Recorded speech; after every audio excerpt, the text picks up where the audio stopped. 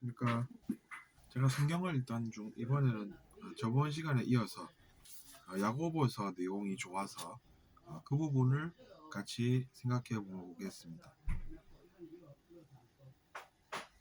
우리가 언행일치라는 표현을 씁니다. 우리가 이제 때로는 실수를 하죠. 어떤 실수를 합니까? 말은 잘 하는데 행동이 따르지 못할 때 우리는 언행불일치라고 하면서 언행일치라는 그 단어를 공부하면서 살아갑니다. 저도 마찬가지였습니다. 저도 예전에 돌아보면 이제 그런 실수를 했기 때문에 가끔 아픔이 찾아옵니다. 그것은 이제 그때 넘어졌는데 지금은 아픈 것이죠. 내면 세계도 똑같습니다. 과거에 넘어지면 현재에 아픈 것입니다. 그래서 26절 이야기가 보면 이제 그런 이야기가 됩니다. 그러니까 이제 자기 자신이 평소에 나는 종교적인 사람이야 라고 이야기를 하고 다닌다면 자기 자신이 스스로 이야기할 때 그 기준을 잘 지켜야 함에도 불구하고 때로는 아닌 그런 모습은 이제 자기 자신을 속이는 것과 같으니 우리가 평소에 나는 종교적인 사람이야 라고 이야기를 안 하고 살든지 아니면 그것을 잘 지키면서 살든지 선택을 하라는 그런 말씀이 되겠습니다. 그래서 이제 하느님께서 인정하시는 그 순수하고 잘못 없는 그런 종교라는 것은 어떤 것이겠습니까? 그것은 바로 고아와 과부들을 환난 중에 있는 것을 우리가 발견하지 않습니까? 그런 환난 중에 있는 고아와 과부들을 돌볼 줄 알고 그리고 세상으로부터 자기 자신의 마음이 오염되는 것을 막고 살라라는 말씀을 하시는 것입니다. 그러니까 그런 것이 하나님께서 인정하시는 그런 행동이 된다는 것입니다. 우리가 세상살이 하다 보면 마음이 오염이 되기가 쉽지 않습니까? 근데 이제 그런 것을 피해서 자기 자신을 잘 지키는 사람 그리고 나아가서 어렵게 사는 고아와 과부와 같은 사람들을 돌볼 줄 아는 그런 순수하고 잘못 없는 그런 종교를 아버지신 하나님께서는 인정하신다는 이야기입니다. 그런 것은 받아들이신다는 이야기죠. 그런 것이 우리에게 얼마나 많은 시사점을 주고 있습니까? 매일같이 넘쳐나는 그런 moral hazard적인 그러니까 그 도덕적으로 문제 있는 그런 내용들을 접하면서 그런 충격적인 소식들을 접하면서 우리는 어떤 생각을 하면서 살아야 하겠습니까? 뭐 그런 시사점까지도 느껴지는 그런 내용이 된다고 생각합니다.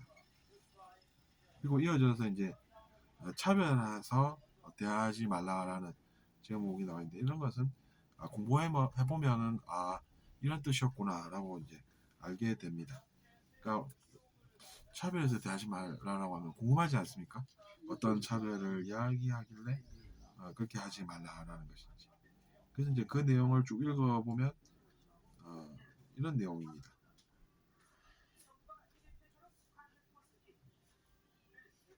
평소에 우리를 착취하고 우리를 심판받게 하는 그런 힘 있는 사람들에게는 우리가 그들의 옷을 보면서 저 사람은 내가 잘 대해줘야 도움이 되겠구나 라면서 그런 사람들한테는 굽신거리면서 살고 또 반대로 불쌍하고 가난한 그런 사람들은 옷 입은 것을 보면서 저 사람은 저런 옷을 입고 오는구나 하면서 업신여기고 무시하고 차별하고 그렇게 죄를 지으면서 살지 않느냐는 이야기를 하고 계신 것입니다.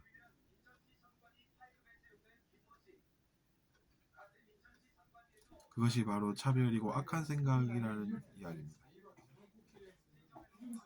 그래서 이제 그는 이렇게 우리에게 권유를 하시는 것입니다. 하나님은 세상에서 가난한 자를 택해서 믿음에 부요하게 하시고, 즉 믿음을 넘치게 하시고, 또 자기 자신을 사랑하는 자들에게 약속하신 그 왕국을 상속받게 하신다는 이야기를 하시는 것입니다.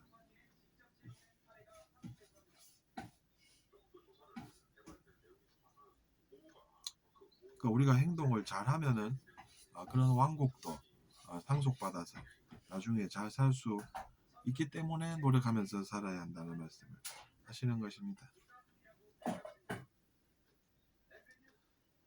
그래서 우리가 성경에 기록된 대로 내 이웃 사랑하기를 내 몸과 같이 하라 라고 하시지 않으셨습니까? 그 최고의 법을 우리는 지키면서 살면은 잘하는 것이 된다는 말씀을 또 하고 계신 것입니다. Love your neighbor as yourself. 그것은 어떤 뜻입니까? 너 자신처럼 너의 이웃을 사랑하면서 살라. 그러면 너는 옳은 바를 행하면서 사는 것이 된다. 이렇게 이야기를 하신다는 이야기인 것입니다. 그래서 그리고 사람을 차별해서 그렇게 대하면 죄를 짓는 것이니 율법이 너희를 범법자로 정죄하리라 이렇게 이야기를 하시는 것입니다. 우리가 율법을 지키다가 하나라도 범하면 우리는 죄를 지은 범법자가 되지 않습니까? 그러니까 우리가 그런 것을 조심해서 죄를 짓지 않고 그래서 처벌받을 일 없어야 하겠다는 말씀을 하고 계시는 것입니다. 우리가 그리고 자비로운 마음 없이 누군가를 심판하는 것을 조심해야 합니다.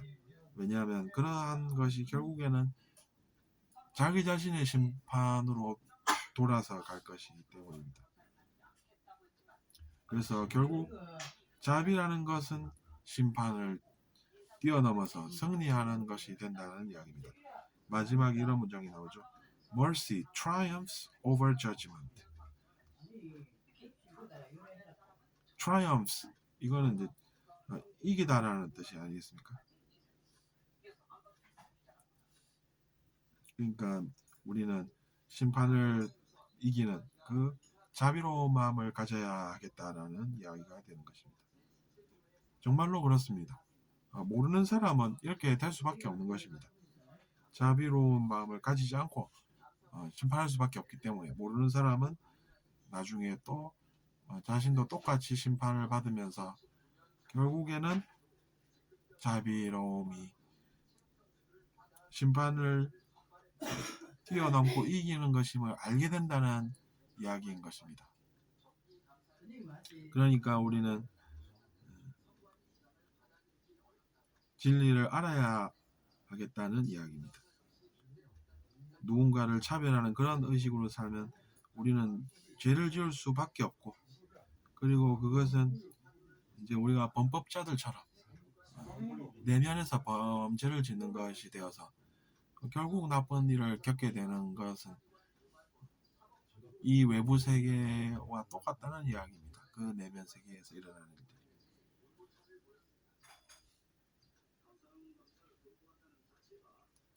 간음한 사람은 살인하지 않아도 죄인이고 정확하게 이야기하면 간음은 안 해도 살인하면은 살인한 사람은 죄인이지 않습니까? 간음은 하지 않았더라도 결국에는 그가 이제 범법자가 된다는 이야기입니다. 그러니까 우리는 모두 다 알아서 죄는 짓지 않아야 죄인이 안 된다라는 이야기를 하시고 계신 것입니다. 비유로서 이제 그런 이야기까지 필요해서 하신 것이니 우리는 이웃을 사랑해서 살아야 하는 것이고, 그것이 어느 정도까지냐면 자기 자신을 사랑하듯이 남도 사랑할 줄 알아야 하기 때문에 그 지점까지 우리가 알기를 멈추지 말고 거부하지 말아서 계속해서 배워나가서 결국에는 그 진실까지도 우리가 알아야 한다는 이야기가 되겠습니다. 들어오셔서 감사하고 구독 부탁드리겠습니다. 안녕히 계십시오.